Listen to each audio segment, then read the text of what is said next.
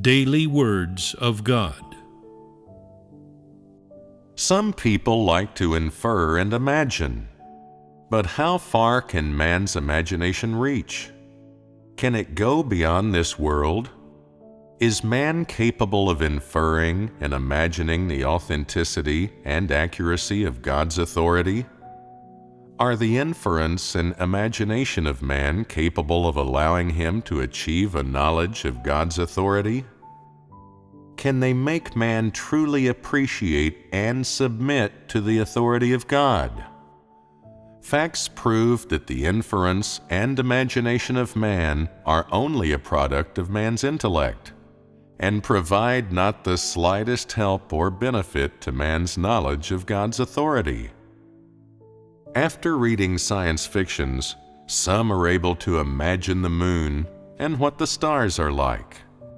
Yet this does not mean that man has any understanding of the authority of God.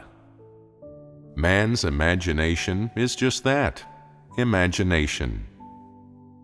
Of the facts of these things, which is to say, of their connection to God's authority, he has absolutely no grasp.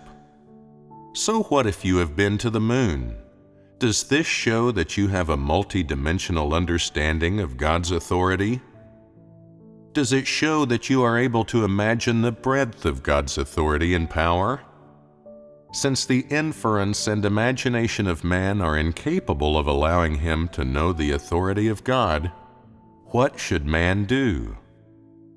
The wisest option would be to not infer or imagine, which is to say that man must never rely on imagination and depend on inference when it comes to knowing the authority of God. What is it I wish to say to you here? Knowledge of God's authority, God's power, God's own identity, and God's substance cannot be achieved by relying on your imagination. Since you cannot rely on imagination to know the authority of God, then in what way can you achieve a true knowledge of God's authority? Through eating and drinking the words of God, through fellowship, and through experiencing the words of God, you will have a gradual experience and verification of God's authority, and thus you will gain a gradual understanding and incremental knowledge of it. This is the only way to achieve the knowledge of God's authority. There are no shortcuts. Asking you not to imagine is not the same as making you sit passively to await destruction or stopping you from doing anything. Not using your brain to think and imagine means not using logic to infer, not using knowledge to analyze, not using science as the basis, but instead appreciating, verifying, and confirming that the God you believe in has authority, confirming that He holds sovereignty over your fate, and that His power at all times proves Him to be the true God Himself.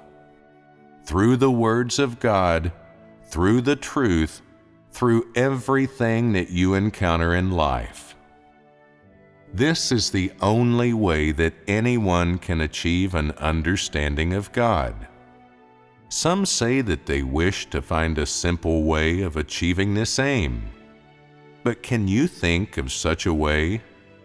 I tell you, there's no need to think. There are no other ways. The only way is to conscientiously and steadfastly know and verify what God has and is through every word that He expresses and everything that He does. This is the only way to know God. For what God has and is, and everything of God, is not hollow and empty, but real.